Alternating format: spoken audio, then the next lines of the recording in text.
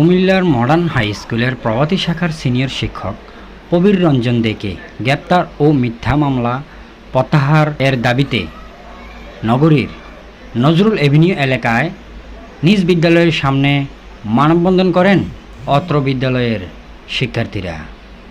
উক্ত মানববন্ধনে স্কুলের প্রাক্তন ছাত্রীরাও অংশগ্রহণ করেন।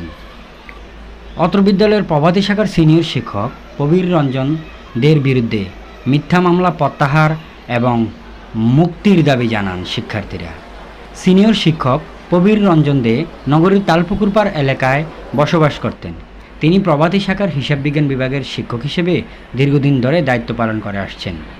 শিক্ষার্থীদের অভিযোগ, তাদের শিক্ষক প্রবীর রঞ্জন দেকে অন্যায়ভাবে গ্রেপ্তার করা হয়েছে। তারা আরও বলেন, শিক্ষকের বিরুদ্ধে আনীত মিথ্যা মামলা সম্পূর্ণ হয়রানিমূলক। পরিশেষে ক্লাসের বিরতির সময় শেষ হলে মানববন্ধন কর্মসূচি সমাপ্ত ঘোষণা করে নির্ধারিত সময়ে ক্লাসে ফিরে যান শিক্ষার্থীরা।